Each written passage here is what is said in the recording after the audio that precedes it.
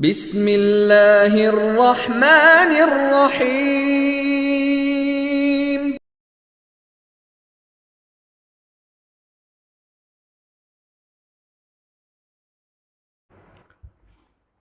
السلام علیکم ورحمۃ اللہ وبرکاتہ۔ الحمدللہ رب العالمین والعاقبۃ للمتقین وصلی اللہ علی نبینا محمد وعلی آلہ واصحابہ اجمعین ومن تبعہم بإحسان الی یوم الدین، اما بعد۔ حضرات و خواتین، آپ تمام لوگوں کا ہمارے اس پروگرام میں استقبال ہے، اور آج جو ہے یہ تیسری شب ہے، شب قدر کی آج تیسری رات ہے، یعنی 25ویں رات۔ اور اس رات میں ہم آپ کے سامنے جس عنوان کے ساتھ حاضر ہوئے ہیں وہ عنوان ہے حضرت خالد بن ولید رضی اللہ تعالی عنہ۔ حضرات، بہت سارے صحابہ اکرام ایسے تھے جن صحابہ اکرام رضوان اللہ علیہ مجمعین نے دنیا والوں کو بتایا اور دنیا والوں کو یہ دکھایا کہ ہم لا الہ الا اللہ محمد رسول اللہ پڑھنے کے بعد اپنے تحفظ کے لیے، اپنے دین کے تحفظ کے لیے اور مسلمانوں کے تحفظ کے لیے کہاں تک جا سکتے ہیں اور ہم کیا کیا کر سکتے ہیں، یہ مسلمانوں نے دکھایا۔ مسلمانوں کے اندر سب سے بڑی جو بات تھی وہ یہ کہ مسلمان اللہ تبارک و تعالیٰ سے ڈرتے تھے اور اللہ رب العالمین سے ہی امید لگاتے تھے، اللہ تبارک و تعالیٰ کے علاوہ کسی سے امید نہیں لگاتے تھے۔ جب یہ لوگ ایمان میں داخل ہو گئے تو ایمان میں داخل ہونے کے بعد ان کا اولین مقصد یہی تھا کہ کس طریقے سے اللہ رب العالمین کو راضی کیا جائے، ایسا کون کون سا کام کیا جائے جس کے ذریعے سے اللہ رب العالمین کی رضا نصیب ہوتی ہے، جس کے ذریعے سے اللہ تبارک و تعالی ہم سے خوش ہوتا ہے، اور ہر وہ کام انجام دے دیتے تھے، ہچکتے نہیں تھے۔ صحابہ اکرام رضوان اللہ علیہ مجمعین کی سب سے بڑی جو خواہش تھی، سب سے بڑی چوائس تھی، وہ کیا؟ وہ یہ کہ کس طریقے سے ہمیں شہادت مل جائے۔ وہ اس دنیا کے اندر صرف اور صرف شہادت کے لیے زندہ تھے، کوئی بھی موقع انہوں نے گوایا نہیں۔ جب جب موقع ملا ان لوگوں نے اپنی جان کو، اپنی مال کو مکمل طور پر اللہ تبارک و تعالیٰ کے لیے قربان کرنے کے لیے تیار تھے، کبھی بھی اس میں بخیلی نہیں کی۔ جن صحابہ اکرام کے پاس جہاد میں جانے کے لیے یا جنگ میں شامل ہونے کے لیے ساز و سامان نہیں ہوتا تھا، جاتے تھے وہ ادھار مانگتے تھے، طلب کرتے تھے، حتیٰ کہ رسول صلی اللہ علیہ وسلم کے پاس بھی بعض صحابہ اکرام آتے تھے کہ اللہ کے رسول صلی اللہ علیہ وسلم ہمیں کچھ چیز دیجئے، ہمیں گھوڑا دیجئے، ہمیں سواری دیجئے، ہمیں ساز و سامان دیجئے تاکہ ہم آپ کے ساتھ جنگ میں شریک ہوں۔ بہت زیادہ اس کی خواہش رہتی تھی۔ حضرت عبداللہ بن عمر رضی اللہ عنہما 13 سال کی عمر میں جب جنگ میں شریک ہونے کے لیے آئے تو انہیں لوٹا دیا گیا۔ 13 سال کا جو وقت ہوتا ہے وہ کیا ہے؟ 13 سال کی عمر کا ایک لڑکا آتا ہے اور آ کر کے اللہ کے رسول صلی اللہ علیہ وسلم سے جنگ میں شریک ہونے کے لیے کہتا ہے۔ 13 یا 14 سال تھا۔ اس کے 1 سال بعد پھر آتے ہیں دوسری جنگ میں شریک ہونے کے لیے، ان کو اجازت دے دی جاتی ہے۔ یہ عمر تھی اور یہ جوش تھا، یہ جذبہ تھا۔ مسلمانوں کے تعلق سے اللہ کے رسول صلی اللہ علیہ وسلم نے ایک بات فرمائی ہے کہ جس وقت مسلمان اس دنیا کے اندر بالکل بے یار و مددگار ہو جائیں گے، جس دن اس دنیا کے اندر مسلمانوں کا کوئی بھی پرسان حال نہیں ہوگا اور وہ اس طریقے سے اچک لیے جائیں گے جس طریقے سے دسترخوان پر کھانا بچھا ہوا ہوتا ہے اور کھانے والے آتے ہیں اور آ کر کے اچک کر کھا جاتے ہیں، پورا دسترخوان صاف ہو جاتا ہے، ایسا دور جب آئے گا اس وقت مسلمانوں کی حالت کیا ہوگی یہ معلوم ہے۔ اس وقت مسلمانوں کی حالت کا ذکر کرتے ہوئے اللہ کے رسول صلی اللہ علیہ وسلم فرماتے ہیں کہ حب الدنیا و کراہیت الموت، ان کے اندر دنیا کی محبت، موت سے نفرت آ جائے گی۔ یہ دو چیز ان کے اندر آئے گی، جب دنیا سے محبت سر چڑھ کر کے بولے گی اور جب موت سے کراہیت، موت سے نفرت سر چڑھ کر کے بولے گی، تو ایسی صورت میں یہ حال پیدا ہوں گے۔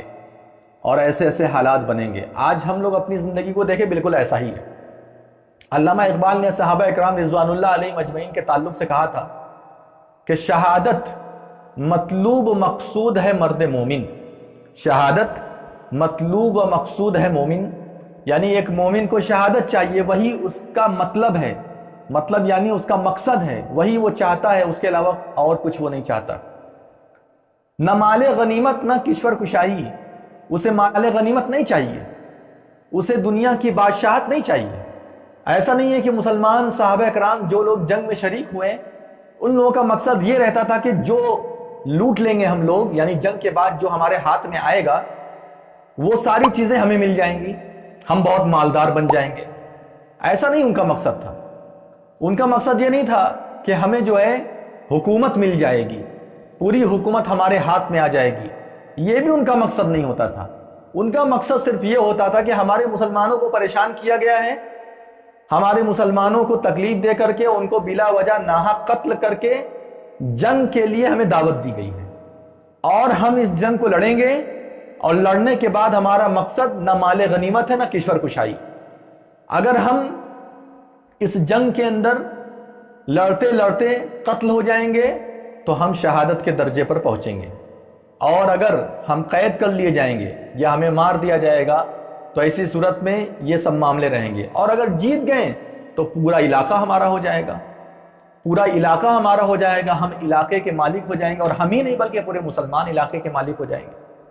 اسلامی شریعت کے مطابق جو حکومتیں چلی ہیں رسول اللہ صلی اللہ علیہ وسلم سے لے کر کے جب تک اسلامی حکومت قائم تھی، ہمیشہ غریبوں کی فکر کی گئی، ہمیشہ لوگوں کی فکر کی گئی، ہمیشہ ایک ایک لوگوں کے حق کو ادا کیا گیا، غریب سے غریب لوگوں کو اونچا کرنے کی کوشش کی گئی ہے۔ زکوٰۃ کا جو مطلب بتایا اسلام کے اندر وہ یہ کہ تؤخذ من اغنیائہم وترد علی فقرائہم، کہ ان کے امیروں سے لیا جائے گا، غریبوں میں تقسیم کر دیا جائے گا۔ زکوٰۃ لے کر کے اپنی بلڈنگ نہیں بنائی جائے گی، زکوٰۃ لے کر کے اپنے پاس نہیں رکھا جائے گا، بلکہ زکوٰۃ کا مقصد کیا ہے؟ تؤخذ من اغنیائہم وترد علی فقرائہم، سیدھا سیدھا اصول، غریبوں سے لیا جائے، امیروں سے لیا جائے گا، مالداروں سے لیا جائے گا، اور اسی طریقے سے فقیروں پر تقسیم کر دیا جائے گا۔ سب کھائیں گے پیئیں گے، سب خوش رہیں گے، سب دعائیں دیں گے، کوئی لعنت ملامت نہیں کرے گا، کوئی بد دعا نہیں دے گا۔ یہ رہا ہے ان صحابہ اکرام کا مقصد جو جنگ میں آگے آگے رہتے تھے کہ سب کو حقوق ملے۔ تو میرے بھائیوں، میرے دوستوں، ایسا کون کرتا تھا؟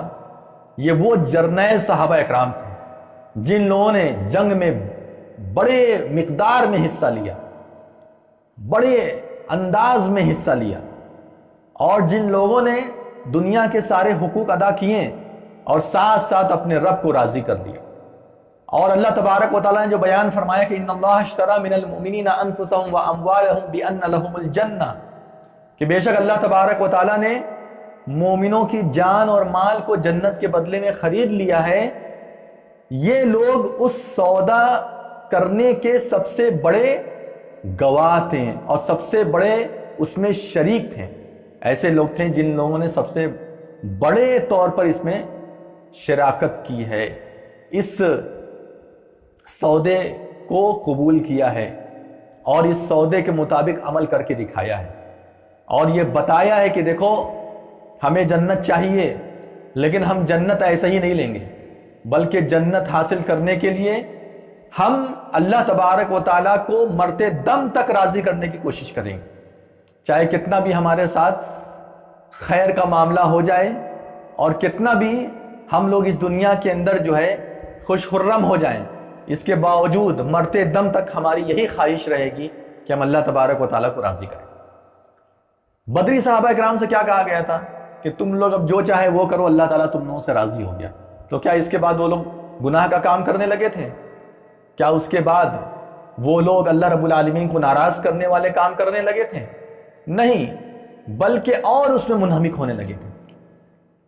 انہی صحابہ اکرام میں سے ایک بہت بڑی شخصیت ہے جس کا نام بار بار تقریروں میں آتا ہے، خطبوں میں آتا ہے، بیانات میں آتا ہے، احادیث میں آتا ہے، تاریخ کی کتابوں میں آتا ہے، اور وہ ہے حضرت خالد بن ولید رضی اللہ تعالی عنہ۔ حضرت خالد بن ولید رضی اللہ عنہ یہ بہت بڑے صحابی تھے۔ انہوں نے بچپن سے ہی جنگی تدابیر کو بہت زیادہ سنجیدگی سے سیکھا تھا اور مرتے دم تک اسی سے منسلک رہے، آخری وقت تک اسی سے منسلک رہے، جنگی تدابیر سے۔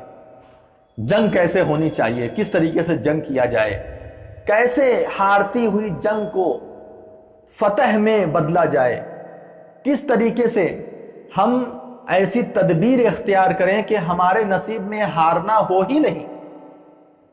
یہ خالد بن ولید رضی اللہ تعالی عنہ کی اولین سوچ تھی، اولین فکر تھی، سب سے بڑی فکر تھی خالد بن ولید رضی اللہ تعالی عنہ کی۔ اور میں آپ کو بتا دوں، خالد بن ولید رضی اللہ تعالی عنہ وہ ہیں کہ جنہوں نے جنگ احد کے اندر بہت بڑا کردار نبھایا تھا کفار و مشرکین کی جانب سے، مسلمانوں کی جانب سے نہیں۔ اس وقت وہ مسلمان نہیں ہوئے تھے، بلکہ اس وقت وہ کفار مشرکین کی جانب سے لڑنے کے لیے آئے تھے۔ اور جنگ احد میں ان کی تدبیر اتنی زبردست چلی، ان کی حکمت اتنی زبردست چلی کہ انہوں نے ایک نس پکڑ لی تھی، وہ نازک نس جو ہوتی ہے جس کے ذریعے سے انسان کے احوال معلوم ہو جاتے ہیں، اس نس کو پکڑ لیا انہوں نے اور اپنے قوم کی ہاری ہوئی جنگ کو فتح میں بدل دیا۔ اور مسلمان جو بہت ہی آسانی کے ساتھ یہ جنگ جیت رہے تھے، رسول اللہ صلی اللہ علیہ وسلم کی قیادت میں جیتی ہوئی جنگ جو ہے شکست میں تبدیل ہو گئی، وقتی طور پر شکست میں تبدیل ہو گئی۔ اس کا ماسٹر مائنڈ کون تھا؟ یہ جو مسلمان فتح یاب ہو رہے تھے اور ایک بیک شکست کی طرف چلے گئے، یہ اس کا ماسٹر مائنڈ کون ہے؟ وہی حضرت خالد بن ولید رضی اللہ تعالیٰ عنہ۔ خالد بن ولید رضی اللہ تعالیٰ عنہ کے بارے میں ہم بات کریں گے۔ پہلے آئیے جانتے ہیں کہ حضرت خالد بن ولید رضی اللہ تعالیٰ عنہ کون تھے۔ حضرت خالد بن ولید رضی اللہ تعالیٰ عنہ ولید بن مغیرہ کے لڑکے تھے، اور زمانے کفر میں بہت زیادہ مسلمانوں سے نفرت کرنے والے، مسلمانوں کا چہرہ تک نہیں دیکھنا انہیں پسند تھا، مسلمانوں کے ساتھ اٹھنا بیٹھنا تو بہت دور کی بات تھی۔ کون؟ حضرت خالد بن ولید رضی اللہ تعالیٰ عنہ، اور ان کے والد بھی ولید بن مغیرہ، آپ نے نام سنا ہوگا ولید بن مغیرہ۔ وہ بڑے بڑے جو رؤسا تھے، بڑے بڑے کفار مشرکین کی جو جماعت تھی، انہی میں یہ لوگ تھے۔ حضرت خالد بن ولید رضی اللہ تعالی عنہ صلح حدیبیہ کے بعد ایمان میں آنے کے بارے میں سوچنے لگے۔ جنگ ہوئی، جنگ احد ہوئی، اس کے بعد دن پلٹا۔ بھائی ہر ایک کا ایک جیسا ماحول نہیں رہتا، جنگ احد ہو گئی، فتح ہو گئے ان لوگوں کی، لیکن اس کے بعد پھر دھیرے دھیرے ان کے دل کی دنیا بدلنے لگی۔ صحابہ اکرام کے عمل کو یہ دیکھتے تھے، مسلمانوں کے تعلق سے جو خبریں آتی تھیں ان خبروں کو یہ سنتے تھے، رسول اللہ صلی اللہ علیہ وسلم کے اقوال اور افعال ان تک نقل ہوتے تھے، رسول اللہ صلی اللہ علیہ وسلم کی احادیث یہ سنتے تھے صحابہ اکرام رضی اللہ عنہم کے ذریعے سے۔ تو یہ کہتے تھے کہ یہ کتنے معزز آدمی ہیں، ان کی بات سنو تو کتنی پیاری باتیں ہیں، ان کے ماننے والوں کے اعمال کو دیکھو تو کتنا پیارا عمل ہے ان لوگوں کا، ان کے جیسا عمل ہمارے یہاں تو کوئی نہیں کرتا، ان کے جیسی سوچ، ان کے جیسا رحم، ان کے جیسا ترحم کوئی ہم لوگوں میں نہیں کرتا۔ جنگ کو اگر چھوڑ دیا جائے تو باقی سب چیزوں میں یہ لوگ بالکل بہترین ہیں۔ چونکہ جنگ ہوتی تھی کفار مشرکین سے، تو ظاہر سی بات ہے کہ اپنے دشمن کو کوئی آدمی بھی اچھا نہیں سمجھے گا۔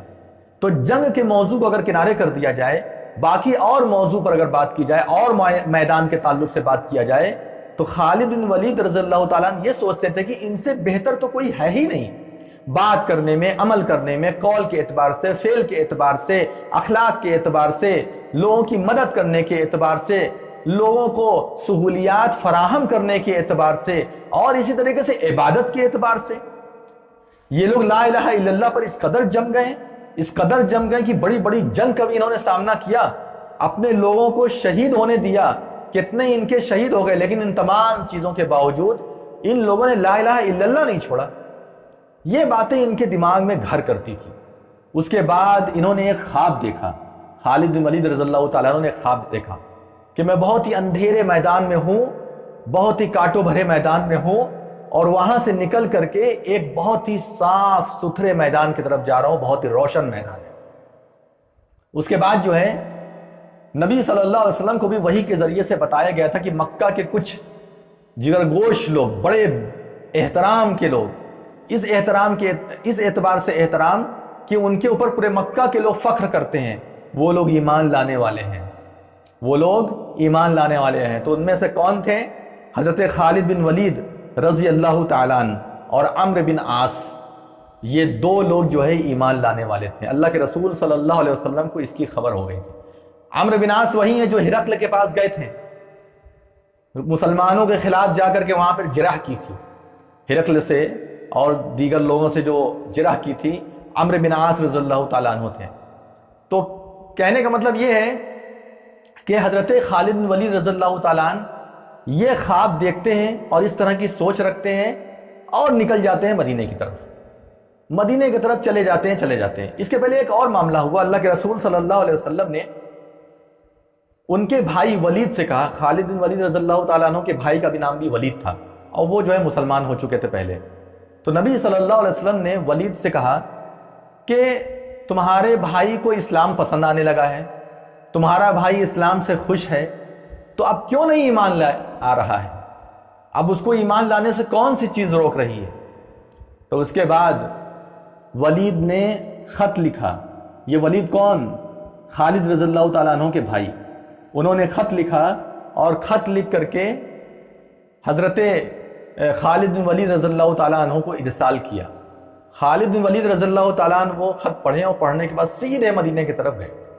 اس کے بعد اللہ کے رسول صلی اللہ علیہ وسلم سے ملے، نبی صلی اللہ علیہ وسلم کے ہاتھ پر بیعت کیا اور کہا کہ اللہ کے رسول صلی اللہ علیہ وسلم اسلام تو قبول کر رہا ہوں، لیکن بڑا گناہ گار ہوں، آپ لوگوں کے ساتھ میں نے جنگ کیا ہے اور بہت ہم نے خطا کی ہے، آپ لوگوں میں بہت سارے ایسے لوگ ہیں جن کی شہادت کا سبب میں ہوں، لہذا اے اللہ کے رسول صلی اللہ علیہ وسلم آپ میرے لیے دعا کیجئے، آپ میری معافی کے لیے دعا کیجئے۔ اللہ کے رسول صلی اللہ علیہ وسلم نے فرمایا کہ اے خالد، الاسلام یہدم ما قبلہ، اسلام اپنے ما قبل تمام کے تمام گناہوں کی معافی کا سبب ہے۔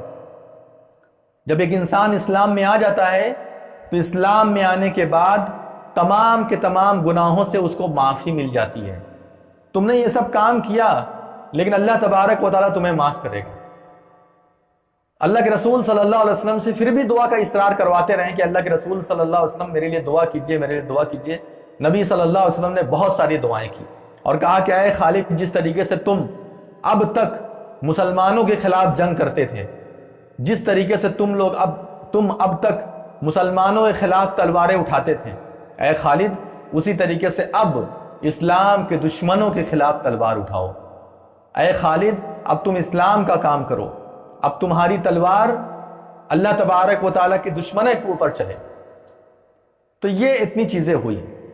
اللہ کے رسول صلی اللہ علیہ وسلم نے خالد بن ولید رضی اللہ تعالیٰ عنہ کو سیف اللہ کا خطاب دیا تھا، سیف من سیوف اللہ، کہ یہ یعنی حضرت خالد بن ولید رضی اللہ تعالیٰ عنہ اللہ کی تلوار میں سے کوئی ایک تلوار ہے، اللہ کی تلوار میں سے ایک تلوار ہے۔ حضرت خالد بن ولید بہت جاں فشانی کے ساتھ لڑتے تھے، بہت ہی دل کے ساتھ لڑتے تھے۔ جیسا کہ میں نے آپ کو بتایا، ان کی یہی امید ہوتی تھی کہ کس طریقے سے مجھے شہادت ملے، اس کے علاوہ ان کی کوئی امید ہی نہیں ہوتی تھی، اور کچھ بھی یہ نہیں چاہتے تھے۔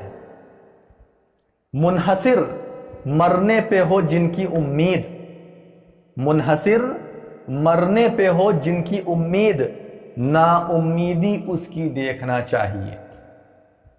کیا وہ نا امیدی ہے اس کی؟ جس کی امید یہ ہے کہ مجھے مرنا ہے، یہی امید کے ساتھ وہ زندہ ہے، اس کی نا امیدی دیکھنا چاہیے۔ تو یہ وہ لوگ تھے خالد بن ولید رضی اللہ تعالیٰ اور ان کی جماعت کے لوگ۔ اللہ کے رسول صلی اللہ علیہ وسلم کے وقت میں پہلا جو معرکہ ہوا خالد بن ولید رضی اللہ تعالیٰ عنہ کی موجودگی میں، وہ جنگ موتا۔ جنگ موتا جو ہے یہ رسول اللہ صلی اللہ علیہ وسلم کی حیات میں ہوا، اور یہ موتا جو ہے شام کا ایک علاقہ تھا، شام کا ایک علاقہ تھا، رومی وغیرہ جو تھے یعنی نصارہ وغیرہ کی وہاں پر حکومت تھی۔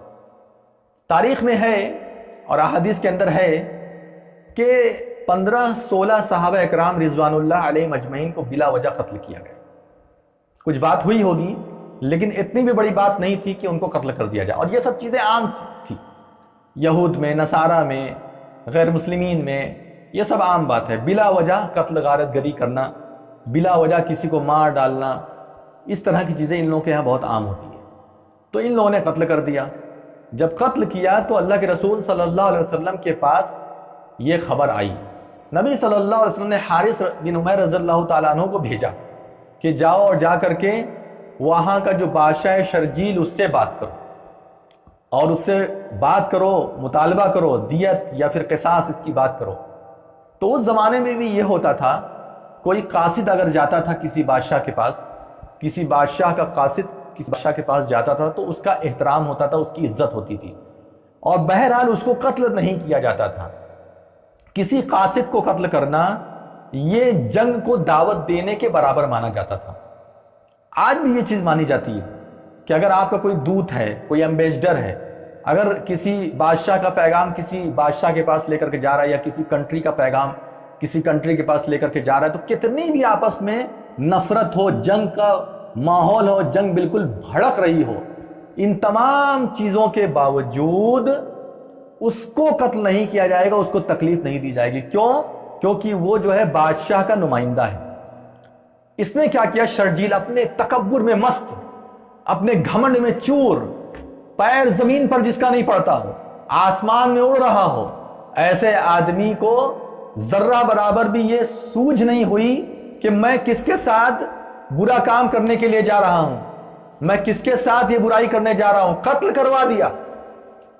شرجیل نے کیا کیا؟ قتل کروا دیا حارث بن عمیر رضی اللہ تعالیٰ عنہ.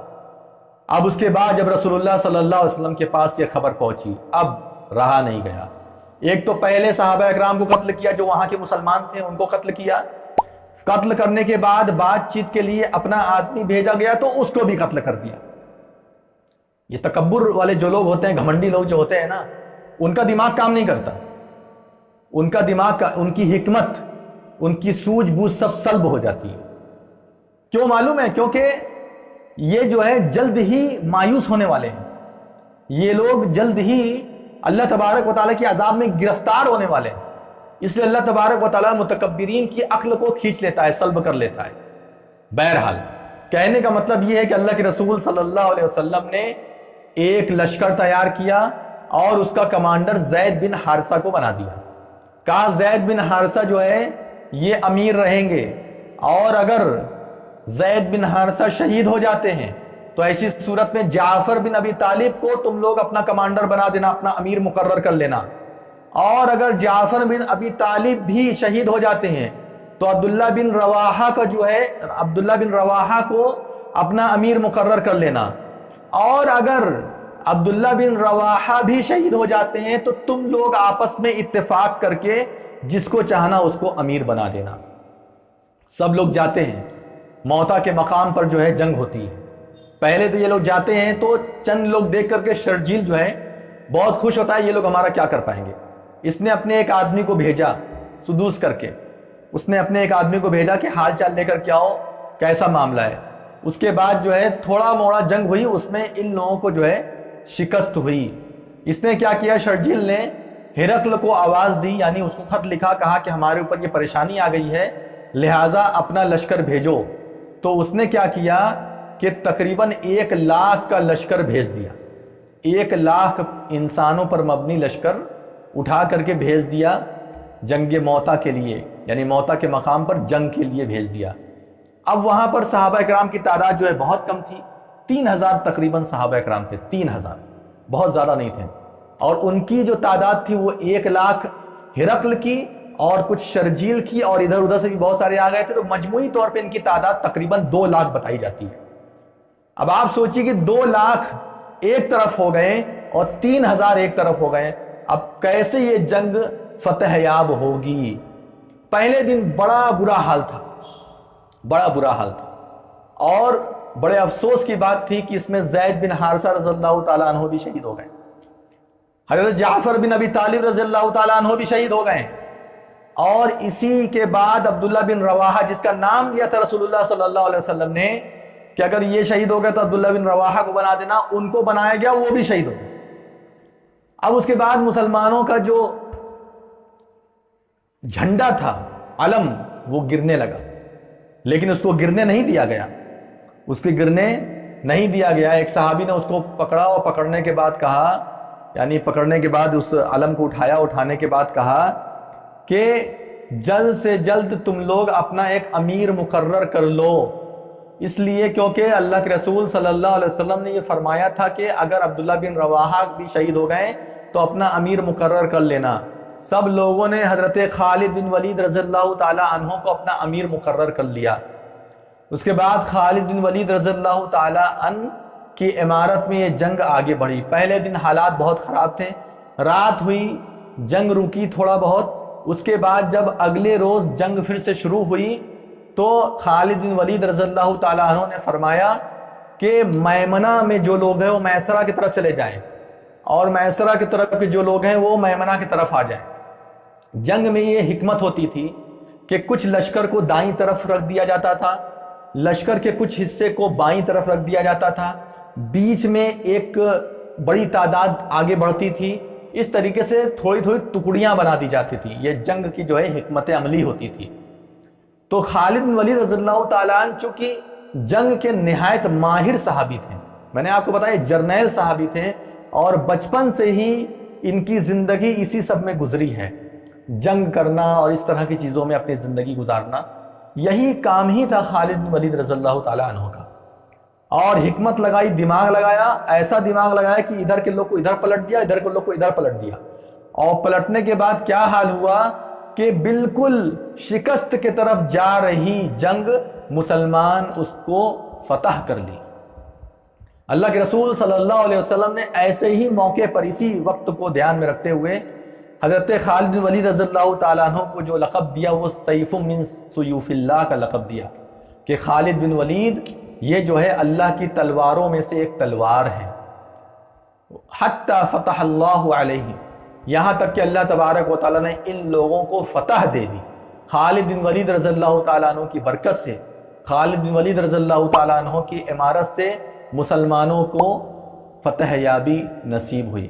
اس جنگ کے اندر خالد بن ولید رضی اللہ تعالیٰ عنہ کی 9 تلواریں ٹوٹی تھیں۔ آپ اسی سے اندازہ لگا لیجئے کتنا زبردست لڑتے تھے۔ ایک جرنیل کی 9 تلوار ٹوٹ رہی ہے، 9 تلواروں کا کیا ہوا ہوگا آپ اسی سے اندازہ لگا لیجئے۔ بھائی تلوار کیوں ٹوٹے گی؟ لڑتے لڑتے ہی تو ٹوٹے گی، مارتے ہوئے، لڑتے ہوئے، جھگڑتے ہوئے ٹوٹے گی۔ کتنا زبردست لڑائی کی ہوگی کہ 9 تلواریں جواب دے گئیں اور 10ویں تلوار ان کے ہاتھ میں تھی۔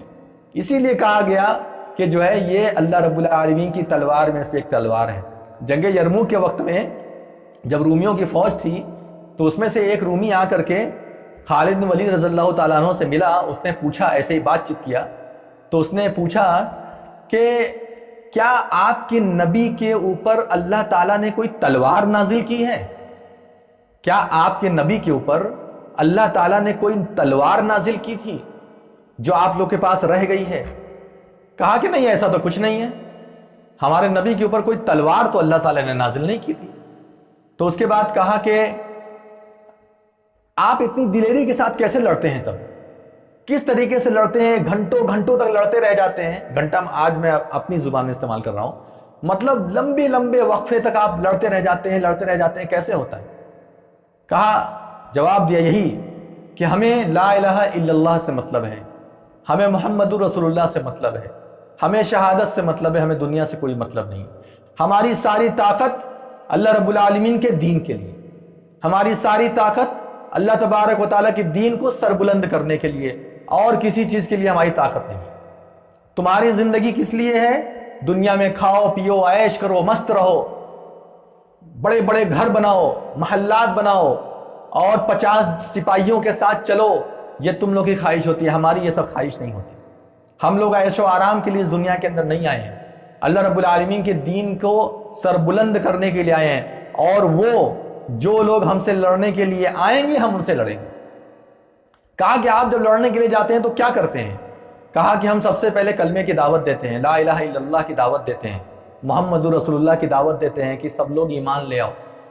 کہا کہ اگر جب وہ ایمان نہیں لاتے ہیں تب کیا کرتے ہیں؟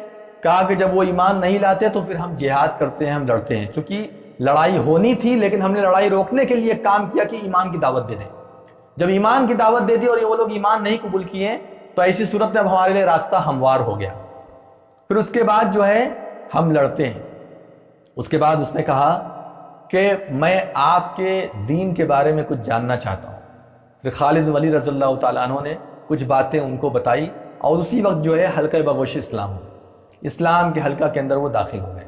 کون؟ وہی رومی جو ان سے بات کر رہا تھا، خالد بن ولید رضی اللہ تعالیٰ عنہ سے جو بات کر رہا تھا، وہ اسلام کے اندر داخل ہو گئے۔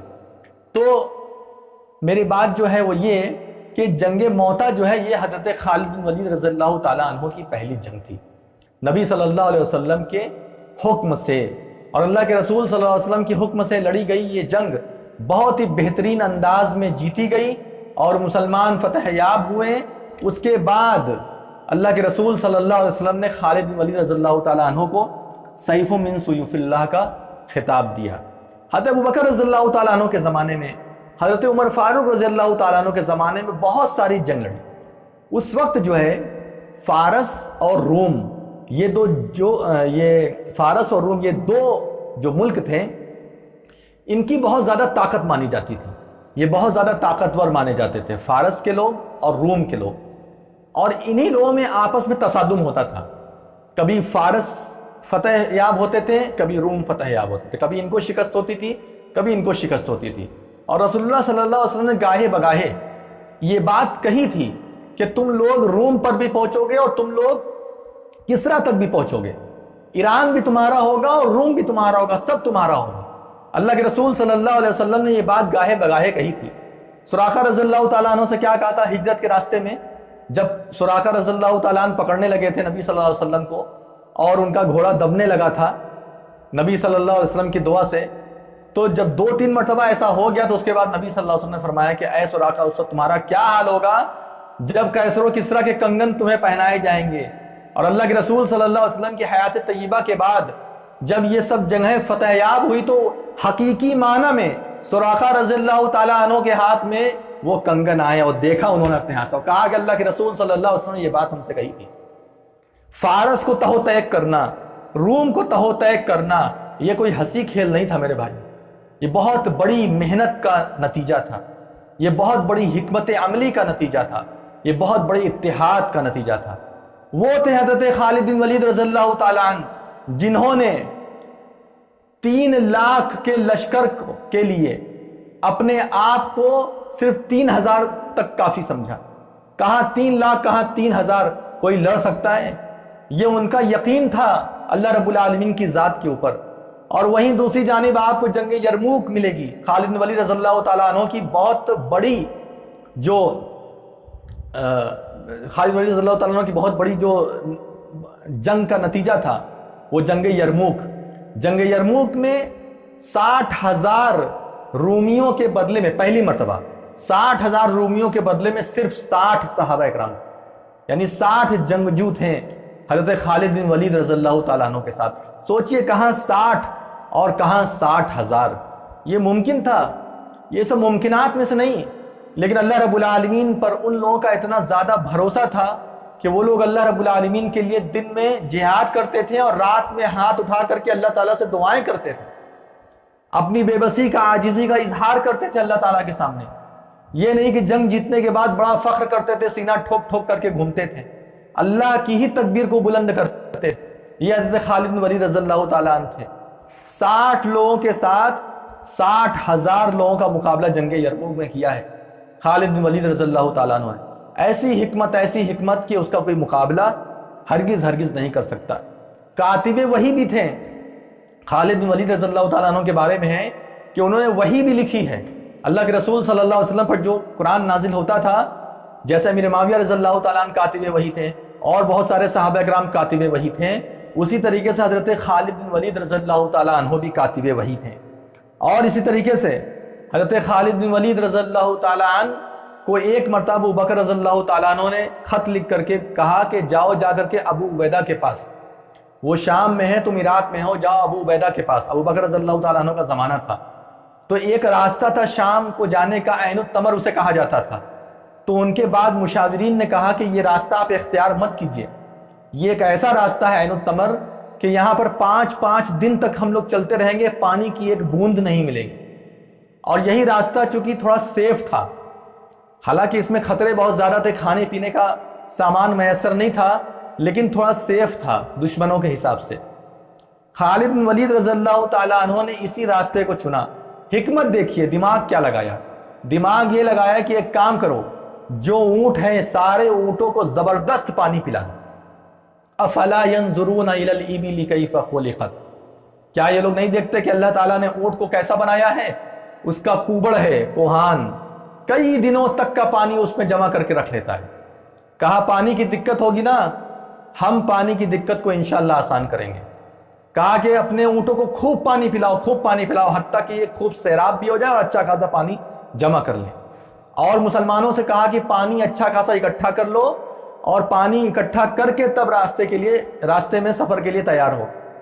تو جب پانی کی قلت ہوتی تھی تو اونٹ کو ذبح کیا جاتا تھا، گوشت بھی کھا لیتے تھے، اور جو پانی ملتا تھا اس پانی کا استعمال جانوروں کے لیے کر لیا جاتا تھا۔ اللہ اکبر، یہ حکمت، اتنی بڑی حکمت اختیار کرتے تھے خالد بن ولید رضی اللہ تعالیٰ، اور اسی راستے سے ابو عبیدہ رضی اللہ تعالیٰ عنہ کے پاس گئے۔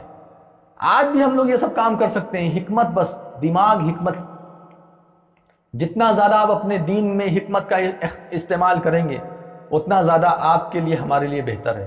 اللہ تعالیٰ نے حکمت کا تو ذکر قرآن میں کیا ہے اور تعریف کی ہے کہ یؤتی الحکمت من یشاء، یؤتی الحکمت من یشاء، اللہ تبارک و تعالیٰ جسے چاہتا ہے اسے حکمت دے دیتا ہے، اور جس کو حکمت مل جاتی ہے اس کو بہت بڑا خیر مل جاتا ہے۔ اللہ رب العالمین جس کو چاہتا ہے حکمت دیتا ہے، اور جسے حکمت مل جائے اس کو بہت بڑا خیر مل جاتا ہے، اس سے بڑا خیر کوئی نہیں ہے۔ اب خالد بن ولید رضی اللہ تعالیٰ عنہ کے بارے میں ایک لوگوں کے ذہن میں بات فٹ ہو گئی تھی کہ جب تک خالد جو ہے جنگ میں رہیں گے ہم لوگوں کو شکست ہو ہی نہیں سکتی ہے، ایسا ذہن بن گیا تھا۔ اپنی پوری حیات طیبہ میں، یعنی خالد بن ولید رضی اللہ تعالیٰ اپنی پوری زندگی میں 125 جنگ میں شامل ہوئے ہیں، یعنی 125 جنگ میں شامل ہوئے ہیں۔ اور آپ کو یہ جان کر کے شاید تعجب ہوگا کہ ان 125 جنگ میں ایک بھی جنگ خالد بن ولید رضی اللہ تعالیٰ عنہ ہارے نہیں۔ ایک بھی جنگ میں خالد بن ولید رضی اللہ تعالیٰ عنہ کو شکست نہیں ہوئی ہے۔ یہ وہ ایسے جرنیل تھے جنہیں فتح ہی ملتی تھی، کبھی ان کی قسمت میں، ان کے مقدر میں شکست آئی ہی نہیں۔ یہ ایسے ثابت ہے۔ حضرت عمر رضی اللہ تعالیٰ عنہ نے جب دیکھا کہ صحابہ اکرام، یعنی دیگر اور جو صحابہ اکرام ہیں، ان لوگوں کے ذہن میں یہ بات آ گئی ہے کہ جب تک خالد بن ولید رہتے ہیں تب تک جو ہے ہمیں جنگ کے اندر فتح حاصل ہوتی ہے، تو عمر رضی اللہ تعالیٰ عنہ نے ان کو جرنیل کے عہدے سے ہٹا دیا تھا۔ یعنی جو عہدہ تھا ان کا، یعنی کمانڈری کا عہدہ، سب سے ہائی لیول کے جو کمانڈر ہوتے تھے جسے چیف کہتے ہیں، آرمی چیف، یہ جو ان کا عہدہ تھا وہ ہٹا کر کے ابو عبیدہ بن جراح رضی اللہ تعالیٰ عنہ کو دے دیا۔ کہا کہ لوگوں کا ایک ذہن بن گیا ہے، لوگوں کا ذہن ایسا نہیں ہونا چاہیے، بلکہ لوگوں کا ذہن ایسا ہونا چاہیے کہ شکست اور فتح اللہ رب العالمین کی جانب سے ہوتی ہے۔ لیکن لوگوں کا ایک عقیدہ بننے لگا کہ جہاں خالد گھس جائیں گے، جس جنگ میں خالد جو ہے شامل ہو جائیں گے، وہ جنگ میں فتح ہونی ہی ہونی ہے، ایسا ذہن لوگوں کا بن گیا تھا۔ اس لیے حضرت خالد بن ولید رضی اللہ تعالیٰ عنہ کو اعلیٰ درجے کے کمانڈری کے عہدے سے حضرت عمر رضی اللہ تعالیٰ عنہ نے ہٹا دیا تھا۔ جنگ یرموک، اس کا تھوڑا سا میں آپ کے سامنے ذکر کر دوں۔ جنگ یرموک یہ رومیوں سے لڑی گئی بہت بڑی جنگ تھی۔ جب ابو عبیدہ بن جراح رضی اللہ تعالیٰ کے حکم سے یہ جانے لگے تو 30 لوگوں کو اپنے ساتھ لیا، 30 صحابہ اکرام کو، اور 30 جو بھی ان کے ساتھی تھے، 30 لوگوں کو اپنے ساتھ لیا۔ تو جب جانے گئے تو ابو سفیان نے کہا کہ یہ 30 لوگ بہتر نہیں ہیں، 60 لوگوں کو لے کر کے جاؤ۔ اس کے بعد یہ 60 لوگوں کو لے کر کے اس لشکر کے سامنے جاتے ہیں، تو ان کا جو رئیس تھا اس نے کہا کہ لڑنے آئے ہو 60 لوگوں کے ساتھ؟ یہ دیکھو ہم لوگ 60,000 ہیں، 60 لوگوں کے ساتھ ہمارے یہاں آئے ہو لڑنے کے لیے؟ جاؤ، میں تم لوگوں سے جنگ نہیں کرتا، ورنہ تمہارے گھر کی مائیں اور بہنیں کہیں گی، عرب کی عورتیں کہیں گی کہ یہ رومیوں کو دیکھو کتنے بڑے نامرد ہیں کہ 60,000 کا لشکر لے کر کے آئے اور 60 لوگوں سے جنگ کیا۔ تو خالد بن ولید رضی اللہ تعالیٰ عنہ نے کہا کہ تم غلط فہمی کے شکار ہو، یہ 60 ہی ہمارا لشکر ہے۔ حالانکہ انہوں نے ریزرو کر رکھا تھا ابو عبیدہ بن جراح رضی اللہ تعالیٰ عنہ کے پاس کہ ضرورت پڑے گی تو دیکھا جائے گا، لیکن اللہ رب العالمین نے اگر چاہا تو یہ 60 ہی کافی ہو جائیں گے۔ ان 60 لوگوں کو لے کر کے اب خالد بن ولید رضی اللہ تعالیٰ عنہ جنگ کرنے کے لیے تیار تھے۔ تو اس نے کہا کہ اگر تم 60 لوگوں کے ساتھ جنگ کرنا چاہتے ہو تو ٹھیک ہے۔ اس کے بعد جنگ شروع ہوئی، اور ایسی جنگ جیسے اللہ رب العالمین کی جانب سے زبردست مدد ہو رہی ہے۔ ایسا تہو طے کیا کہ آپ سوچ سکتے ہیں کہ 60 لوگ 60,000 لوگوں پر کامیابی حاصل کر لیں گے۔ یہ ممکنات میں سے ہے، لیکن نہیں ہوا ممکن۔ کیوں ممکن ہوا؟ کیونکہ ان لوگوں کا عقیدہ اللہ رب العالمین کی ذات کے اوپر تھا۔ وہ لوگ پیار محبت کے ساتھ اللہ رب العالمین کے دین کی خدمات کرنے والے، اللہ تبارک و تعالیٰ کے دین کو قائم اور دائم کرنے والے لوگ تھے۔ کیسے ان لوگوں سے یہ ممکن نہیں ہو سکتا؟ اللہ رب العالمین نے اتنی بڑی فتح عطا فرمائی جنگ یرموک کے ذریعے سے۔ یہ سب جو جنگ ہوئی، اس کے بعد کفار، مشرکین، یہود، نصارہ، فارسی یعنی مجوسی، یہ سب کے سب ہل گئے۔ یہ سمجھ گئے کہ اب ہمارا دن ختم ہو چکا ہے، اب ہمارے دن لگ چکے ہیں، اب ہمیں کوئی سنبھال نہیں سکتا ہے۔ اس کے بعد چھوٹے چھوٹے قبیلے جو تھے، جن لوگوں نے راستے میں پریشان کیا تھا خالد بن ولید رضی اللہ تعالیٰ عنہ کو، جب جنگ کرنے جاتے تو راستے میں جب قافلہ گزرتا تھا تو قافلہ جب گزرتا تھا تو چھوٹے چھوٹے قبیلے ہوتے تھے یا قلعہ ہوتا تھا، وہ لوگ پریشان کرتے تھے، ان لوگوں کے اوپر چڑھائی کی، کرتے پوری شام کو مسلمانوں کے ہاتھ میں دے دیا، فارس کو مسلمانوں کے ہاتھ میں دے دیا۔ یہ چھوٹی موٹی فتح نہیں تھی میرے بھائیو، بہت بڑی چیز تھی۔ حضرت خالد بن ولید رضی اللہ تعالیٰ عنہ نے جو کام کیا، وہ کام جو ہے بہت کم لوگوں کے ذریعے سے اختتام پذیر ہوتا ہے۔ خالد بن ولید رضی اللہ تعالیٰ عنہ نے ہمیشہ یہ امید رکھی کہ مجھے شہادت ملے گی۔ خالد بن ولید رضی اللہ تعالیٰ عنہ ہمیشہ اس کے شوق رکھتے تھے کہ اللہ تبارک و تعالیٰ مجھے جو ہے شہادت عطا فرمائے گا۔ خالد بن ولید رضی اللہ تعالیٰ عنہ کو شہادت نصیب نہیں ہوئی۔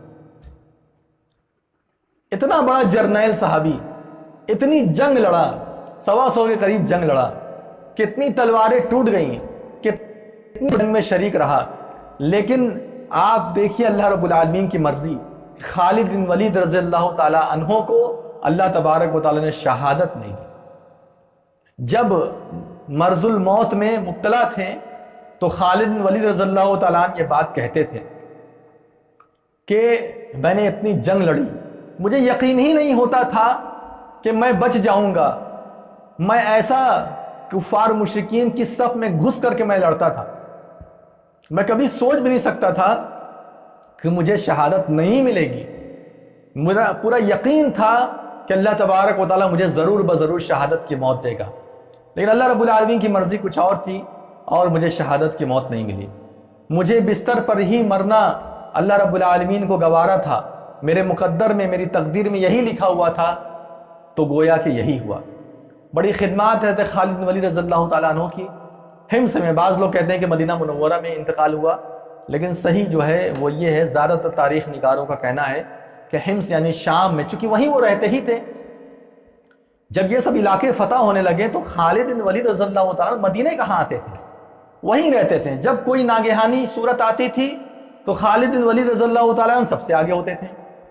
ابو عبیدہ بن جراح، خالد بن ولید رضی اللہ تعالیٰ، اکرمہ بن ابی جہل، عمرو بن عاص، یہ جو بڑے بڑے صحابہ اکرام تھے، یہ لوگ اسی سب علاقے میں رہتے تھے، کیونکہ وہ علاقہ ایسا تھا کہ کبھی بھی حملہ ہو سکتا تھا۔ اب علاقہ جیت لیا، لیکن اس کے متصل جو علاقے ہوتے تھے، اس سے لگے ہوئے جو علاقے ہوتے تھے، وہاں سے خطرہ بنا رہتا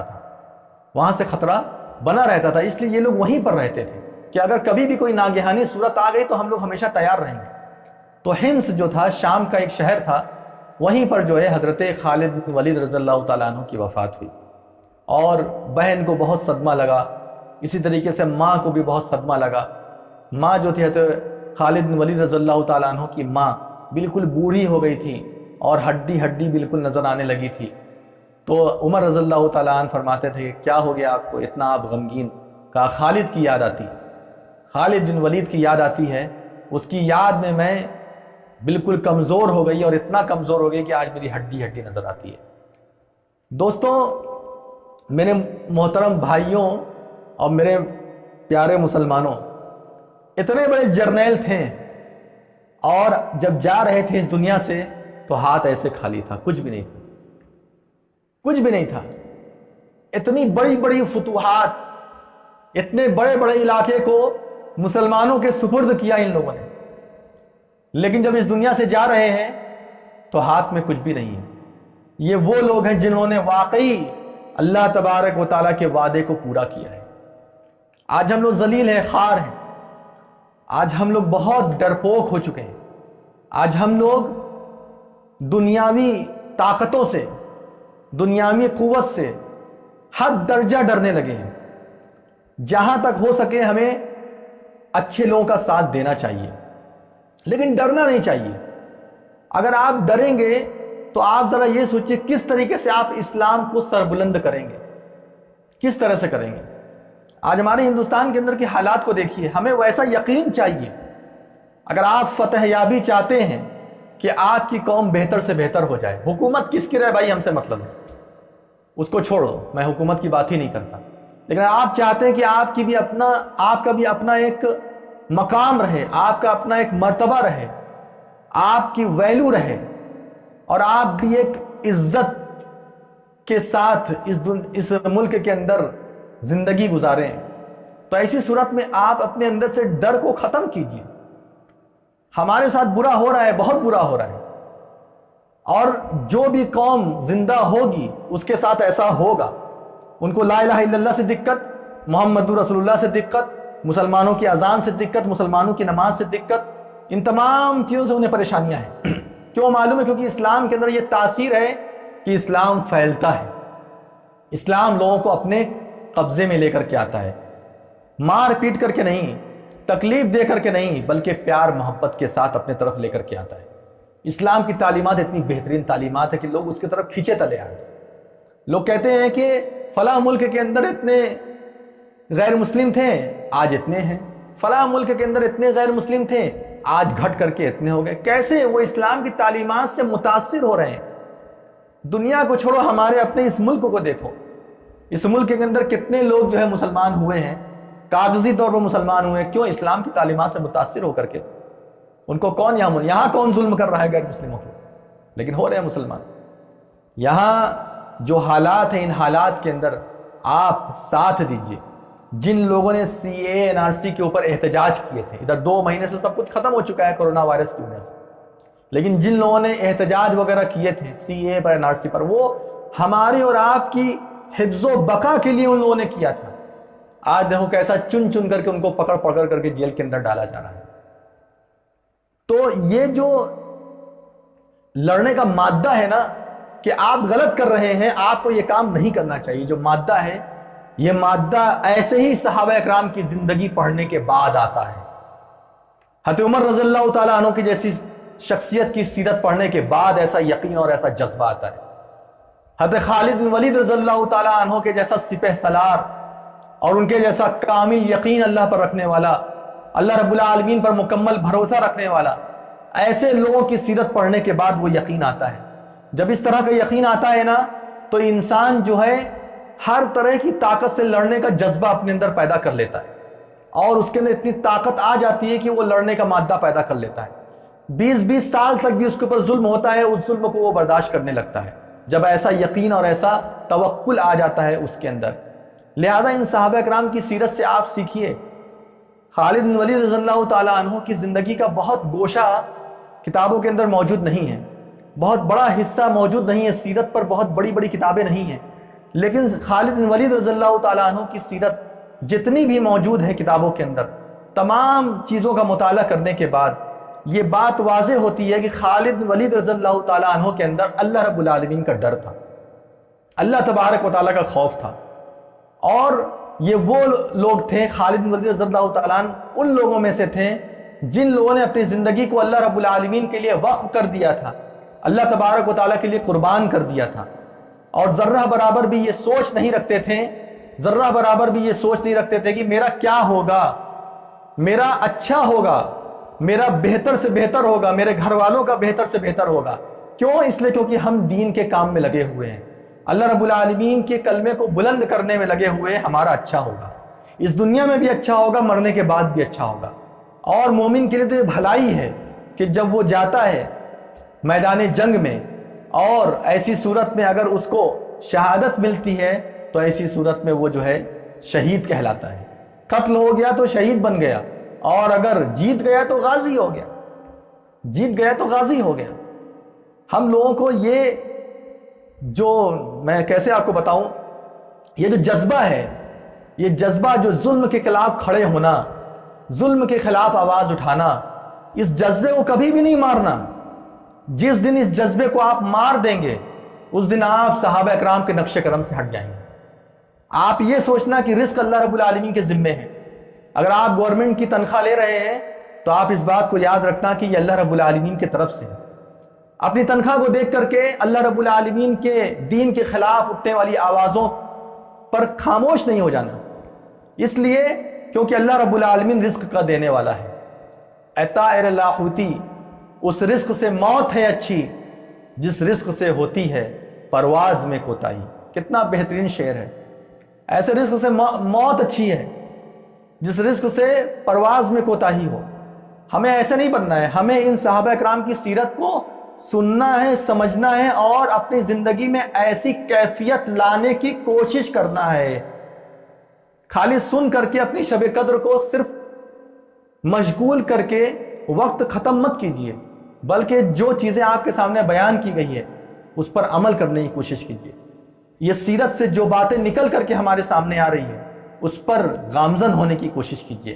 اللہ تبارک و تعالیٰ سب سے پہلے مجھے ان باتوں پر عمل کرنے کی توفیق عطا فرمائے، اور اس کے بعد اللہ تبارک و تعالیٰ آپ تمام لوگوں کو بھی اس کی توفیق عطا فرمائے۔ اے اللہ رب العالمین، تو ہم تمام لوگوں کے گناہوں کو معاف فرما دے۔ اللہ تبارک و تعالیٰ بڑے گنہگار ہیں، بڑے سیاہکار ہیں، اور تیرے دین کا بڑا مذاق ہم نے اڑایا ہے، تیرے دین کی تعلیمات کو ہم نے ہی برباد کیا ہے، تیرے دین کا جتنا مذاق اڑانا تھا ہم نے ہی اڑایا ہے۔ اللہ تبارک و تعالیٰ ہم اپنے حالات کے خود ہی ذمہ دار ہیں۔ ہم تو یہ جذبہ بھی اب نہیں رکھ پا رہے ہیں کہ تجھ سے کس منہ کے ساتھ دعا کریں۔ اللہ تبارک و تعالیٰ پھر بھی جیسے بھی ہیں تیرے ہیں، تیرے کلمے پر ہیں، لا الہ الا اللہ محمد رسول اللہ پڑھنے والے ہیں۔ اللہ تبارک و تعالیٰ اس نیک عمل کی بدولت، ایمان تجھ پر لائے ہیں، تیرے نبی پر لائے ہیں، اس عمل کی بدولت تو ہم تمام لوگوں کو معاف فرما دے۔ اللہ رب العالمین، تو نہیں فرمایا کہ مجھ سے مانگو، مجھ سے دعا کرو، میں تمہاری دعاؤں کو قبول کروں گا۔ اللہ تبارک و تعالیٰ تیرے آگے دست بدعا ہے اور تجھ سے دعا کر رہے ہیں، اللہ رب العالمین تو ہمارے گناہوں کو معاف فرما دے۔ اللہم انک عفو تحب العفو فاعف عنا، اللہم انک عفو تحب العفو فاعف عنا، اللہم انک عفو تحب العفو فاعف عنا۔ اللہ تبارک و تعالیٰ، مسلمانوں کے حالات پوری دنیا کے اندر خراب ہیں اور ابتر سے ابتر حالات ہیں۔ اے اللہ رب العالمین، ہم تمام لوگوں کی ہمت جواب دے گئی ہے، ہم تمام لوگوں کی حکمتیں جواب دے گئی ہیں، ہم تمام لوگوں کی قوت اور طاقت جواب دے گئی ہے۔ اللہ تبارک و تعالیٰ تو ہمارے حالات کو سدھار دے، ہمارے حالات کو بہتر سے بہتر کر دے۔ اللہ رب العالمین، اتنا ظلم دیکھ دیکھ کر کے آنکھیں بھر چکی ہیں۔ اللہ رب العالمین، اتنا ظلم دیکھ دیکھ کر کے آنکھوں کے آنسو ختم ہو چکے ہیں، زبان سے دعا کرنے کے الفاظ ختم ہو چکے ہیں۔ اللہ تبارک و تعالیٰ تو ہی ہمارا نگہبان ہے، تو ہی ہمارا کارساز ہے۔ تو نے ہی فرمایا ہے کہ مجھ سے دعا کر۔ اللہ رب العالمین، ہم تجھ سے دعا کرتے ہیں۔ ربنا لا تؤاخذنا ان نسینا واخطأنا، ربنا ولا تحمل علينا اسرا كما حملته على الذين من قبلنا، ربنا ولا تحملنا ما لا طاقة لنا به، واعف عنا واغفر لنا وارحمنا انت مولانا فانصرنا على القوم الكافرين۔ اللهم اهدنا فيمن هديت، وعافنا فيمن عافيت، وتولنا فيمن توليت، وبارك لنا فيما أعطيت، وقنا شر ما قضيت، فإنك تقضي ولا يقضى عليك، إنه لا يذل من واليت ولا يعز من عاديت، تباركت ربنا وتعاليت، لك الحمد على ما قضيت ولك الشكر على ما أعطيت۔ اللهم ربنا آتنا في الدنيا حسنة وفي الآخرة حسنة وقنا عذاب النار، ربنا لا تؤاخذنا إن نسينا أو أخطأنا، ربنا لا تجعلنا فتنة للقوم الظالمين ونجنا برحمتك من القوم الكافرين، اللهم اعز الاسلام والمسلمين واذل الشرك والمشركين ودمر اعداء الدين واجعل هذا البلد آمنا مطمئنا سخاء رخاء وسائر بلاد المسلمين. اللهم آمنا في وطننا، اللهم آمنا في وطننا. اللهم احفظ دماء المسلمين، اللهم احفظ اعراض المسلمين، اللهم احفظ مساجدنا ومدارسنا یا رب العالمین. ربنا تقبل منا صیامنا وقیامنا ودعاءنا. اللہ تبارک و تعالیٰ ٹوٹی پھوٹی عبادتیں ہیں، ٹوٹے پھوٹے روزے ہیں، اللہ تبارک و تعالیٰ ٹوٹی پھوٹی تراویحاں ہیں. لاک ڈاؤن کا پورا اثر تھا جس کی وجہ سے تیری عبادت کا ما حق ادا نہیں ہو پائی. اللہ تبارک و تعالیٰ ان ٹوٹی پھوٹی عبادتوں کو ایسے ہی قبول کر لے جس طریقے سے ہر سال تو ہماری عبادتوں کو قبول فرماتا ہے. اللہ تبارک و تعالیٰ ہماری عبادتوں کو شرف قبولیت عطا فرما. اللہ رب العالمین اس کے بدلے میں تو ہم تمام لوگوں کو جہنم سے آزاد کر دے اور ہم تمام لوگوں کو جنت کا وارث بنا دے. اللہم اجعلنا من اہل الجنہ، اللہم انا نسألک الجنہ ونعوذ بک من النار. اللہم لا تحرمنا، اللہم آتنا ولا تحرمنا یا رب العالمین.